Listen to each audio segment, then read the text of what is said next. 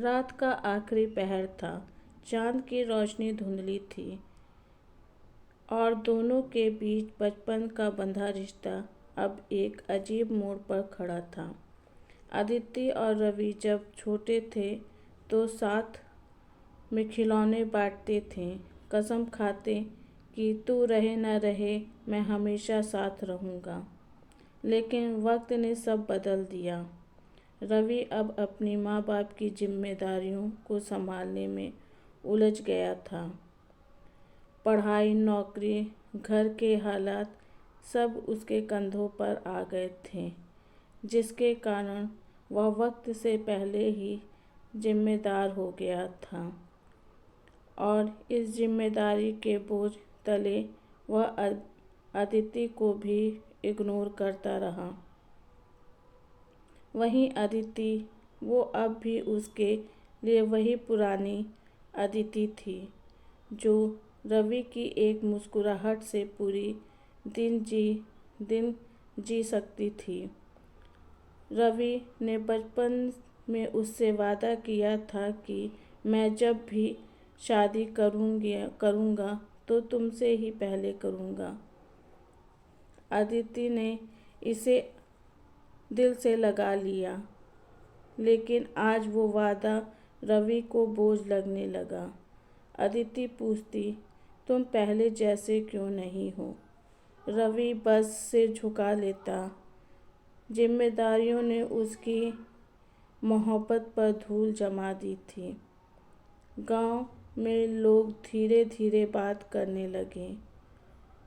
रवि अब बड़ा हो गया है और अपनी जिम्मेदारियों को भी संभालने लगा है और अब उसकी शादी कर देनी चाहिए। लेकिन रवि इन सब से कहता, अभी मेरे पास बहुत सारी जिम्मेदारियां हैं। उसे अदिति से बेहतर रिश्ता मिल जाएगा। अदिति का घर कैसा है, ये सब देखना भी पड़ता है। ये बातें अदिति के दिल पर तीर की तरह लगती और रवि, वो भी कभी सामने से कुछ नहीं कहता, लेकिन अंदर ही अंदर टूट रहा था। एक दिन अदिति ने रोते हुए कहा, रवि, क्या मैं तुम्हारे लिए बोझ बन गई हूँ? रवि ने उसकी आंखों में देखे बिना बोला, अदिति, बात ऐसी नहीं है, बस वक्त ठीक नहीं है। अदिति कांपते हुए बोली, वक्त ही तो था जो हमने साथ गुजारा था। अब वही वक्त तुम मुझसे छीन रहे हो। रवि खामोश था। वो सच कह नहीं सकता था, बस दिल ही दिल में घुटता रहता था। लेकिन घर की तंगी, माँ की बीमारी और बहन की शादी की जिम्मेदारी उसे हर फैसले के पीछे धकेल रही थी। अदिति ने अब रवि से दूर रहने का फैसला कर लिया था। वो चाहकर भी उससे बंधी नहीं रहना चाहती थी, क्योंकि उसका दर्द, उसका खामोश प्यार अब उसके जीने की वजह नहीं बल्कि घुटन बनता जा रहा था। रात में उसने आखिरी बार रवि को मैसेज किया, अगर तुम मेरे बिना खुश रह सकते हो तो मैं तुम्हें रोकूंगी नहीं। ये मैसेज रवि की दिल की धड़कनों को थाम गया। रवि यह मैसेज पढ़कर बहुत परेशान हुआ, लेकिन जिम्मेदारियों के बोझ तले वो कुछ ना कह सका। वो हमेशा अदिति को चाहता था। मैसेज पढ़कर रवि के हाथ कांप गए, लेकिन वो कुछ जवाब नहीं दे पाया। उसका मन, उसका दिल दोनों फंस गए थे जिम्मेदारी और मोहब्बत के बीच। सुबह अदिति अपने घर से निकलने लगी। न रवि से मिली, न किसी को बताया कि वो कहाँ जा रही थी। रवि जब अदिति के घर पहुँचा तो उसकी माँ ने कहा, बेटा, अदिति तो सुबह सुबह कहीं चली गई है और जाते जाते ये खत छोड़ गई है। यह सुनकर रवि ने कांपते हुए अपने हाथ में वो खत थामा। उस खत को थामते ही उसकी रूह कांप उठी। वह मन ही मन भगवान से प्रार्थना करने लगा कि इस खत में वो ना लिखा हो जो मैं सोच रहा हूँ। उसने लिखा था, रवि, मेरी मोहब्बत सच्ची थी, लेकिन तुम्हारा दर्द उससे बड़ा है। मैं तुम्हें बोझ नहीं बनना चाहती। अगर किस्मत में मिलना होगा तो हम मिलेंगे, वरना तुम्हारी दुनिया में मेरी यारी, मेरी मोहब्बत हमेशा जिंदा रहेगी। रवि वहीं बैठ गया। खत गिर पड़ा, आंसू जमीन पर टपक पड़े। आज उसे समझ आया कि उसने बचपन की मोहब्बत को जिम्मेदारियों के बोझ में कहीं खो दिया है। यह सोचकर रवि की आंखें और नम हो गईं। अदिति के चले जाने के बाद गांव का हर रास्ता जैसे वीरान हो गया था। रवि जो जिम्मेदारियों से लड़ता था, आज पहली बार अपनी खामोशी से हार गया था। रात भर रवि ने चैन की नींद नहीं ली। वो घर से निकल पड़ा, उसी राह पर जहाँ अदिति रोज स्कूल से घर आया करती थी। उसे हर मोड़ पर, हर पेड़ के पास अदिति की कोई ना कोई याद मिल जाती थी। उसने खुद से कहा, मैंने उसे प्यार तो किया पर जताया ही नहीं, जिसके कारण आज वो मुझे हमेशा के लिए छोड़ के चली गई। उसमें उसकी गलती नहीं, सारी गलती मेरी है। अगर मैंने उसे बता दिया होता तो आज ये हालात नहीं होते। रवि सर पकड़कर बैठ गया। आंखों से आंसू बह रहे थे और दिल में सिर्फ एक ही सवाल, क्या वो हमेशा के लिए चली गई है? दोपहर तक पूरे गांव में खबर फैल गई कि अदिति अपनी मौसी के शहर चली गई है। रवि उसकी लोकेशन ढूंढने लगा।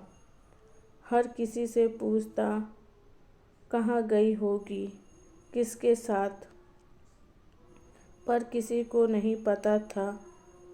घर लौटने पर माँ ने धीरे से कहा, बेटा, मोहब्बत पर बोझ भारी पड़ता है, लेकिन जो प्यार निभाना चाहता है उसके लिए कोई दूरी बड़ी नहीं होती।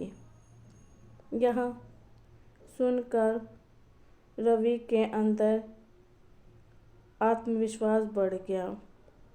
वह अदिति को ढूंढने के लिए फिर से निकल पड़ा और हर जगह अदिति को ढूंढने लगा। यह सुनकर रवि ने फैसला कर लिया, वह अदिति को खोज कर रहेगा। रवि अपनी पुरानी बाइक से शहर के लिए निकल पड़ा। सड़कें सुनसान थी, हवा तेज चल रही थी, आसमान में बादल घिरे घिर आए थे। हर स्टेशन, हर बस स्टॉप पर वो लोगों से पूछता, क्या किसी लड़की को देखा है, गुलाबी सूट पहने हुए, अकेली? लोग सिर हिलाकर नहीं कहते। रवि की उम्मीद टूटने लगी थी, पर अंदर एक आवाज़ थी, वो तुमसे दूर नहीं जा सकती। तुम दोनों का रिश्ता ऊपर वाला लिख चुका है। शाम होने को थी कि एक छोटी सी दुकान वाले ने कहा, हाँ, एक लड़की यहाँ से पानी लेकर गई थी, बहुत परेशान लग रही थी। रवि की सांसें तेज हो गईं। वही जगह थी जहाँ दोनों बचपन में आइसक्रीम खाया करते थे। रवि के दिल ने कहा, वो भी तुम्हें याद करके यही रास्ता चुनकर गई होगी। पता नहीं उसने इस रास्ते पर मेरा कितने समय तक इंतज़ार किया होगा। यह सोचकर रवि की आंखों में आंसू आ गए। वह दुकानदार से पूछने लगा, भाई, उसने आपसे कुछ कहा तो नहीं था? तो दुकानदार वाले ने कहा, नहीं, उसने केवल मुझसे पानी मांगा और रोते हुए चली गई। यह सुनकर रवि को बहुत दुख हुआ।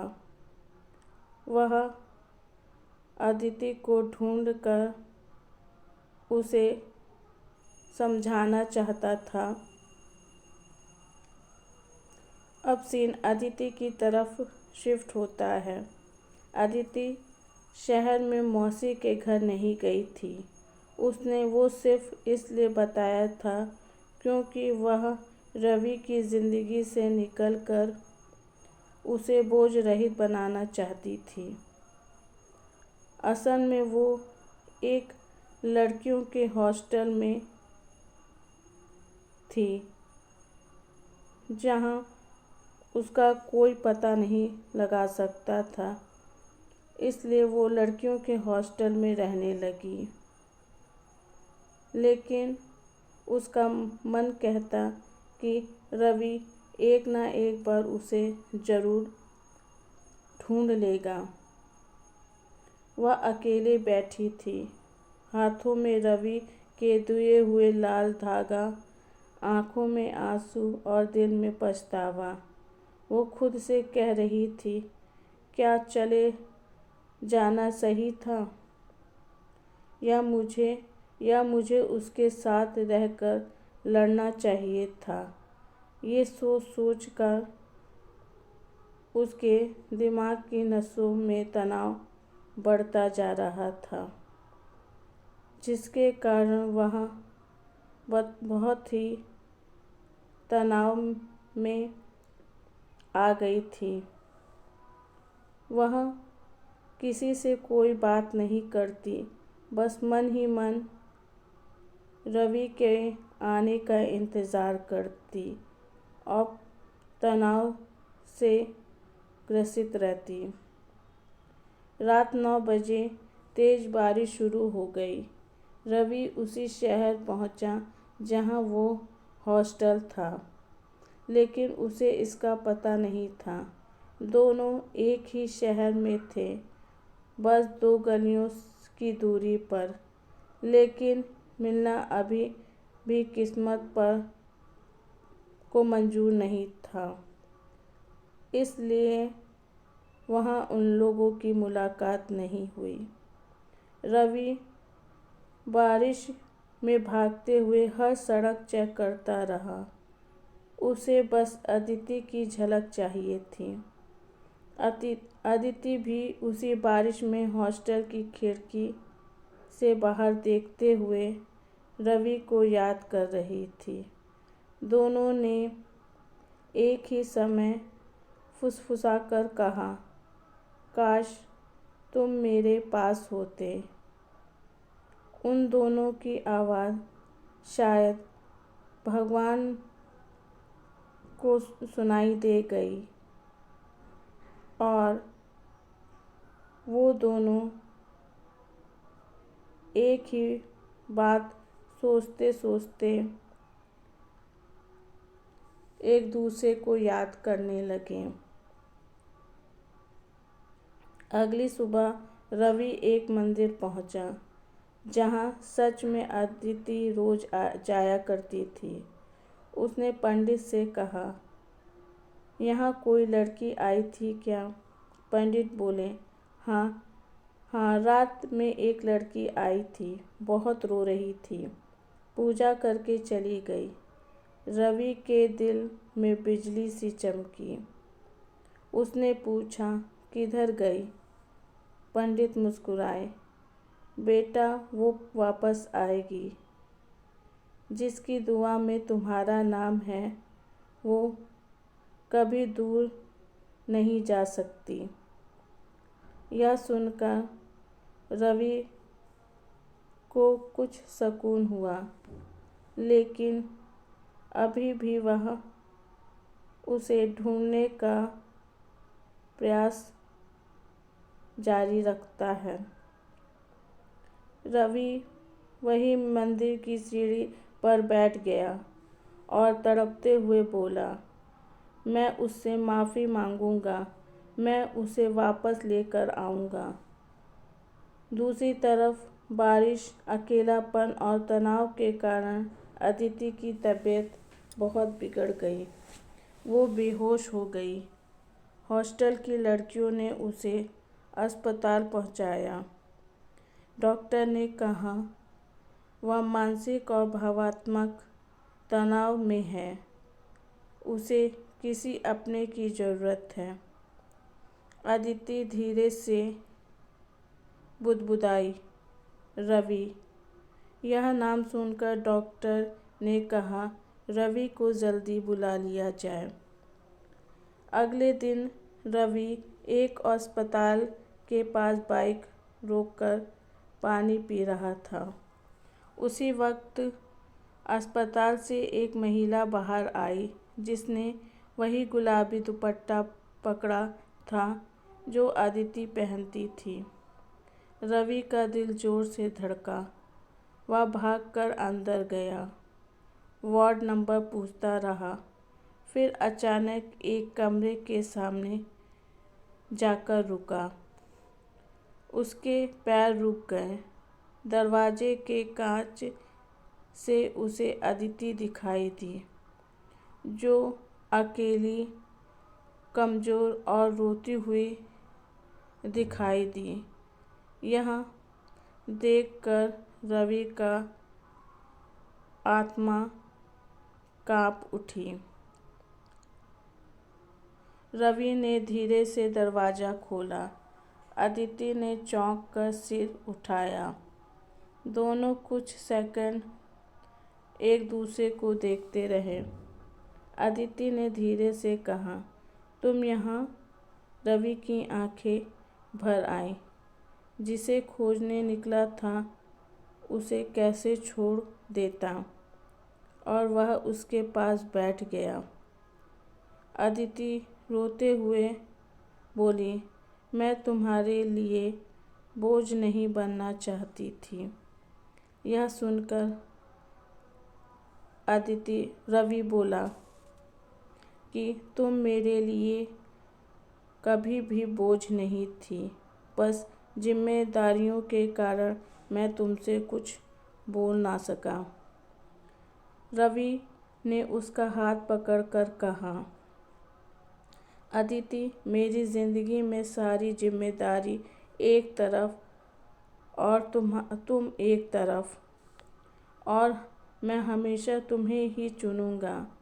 अदिति के आँखों में आंसू रुकने लगे। उसने पहली बार रवि के कंधे पर सिर टिकाया। वो दोनों टूट चुके थे, लेकिन मेले भी आखिर यही होते हैं, जो टूटकर फिर जुड़ते हैं और भी मजबूत हो जाते हैं। और दोनों ने एक दूसरे के साथ साथ रहने की कसम खाई कि वो अब एक दूसरे को कभी अकेला नहीं छोड़ेंगे और शादी के पवित्र बंधन में बंध जाते हैं। इसी के साथ समाप्त होती है हमारी ये कहानी। अगर मेरी ये कहानी आपको अच्छी लगी हो तो प्लीज़ मेरे इस चैनल को सब्सक्राइब करना मत भूलिएगा। धन्यवाद।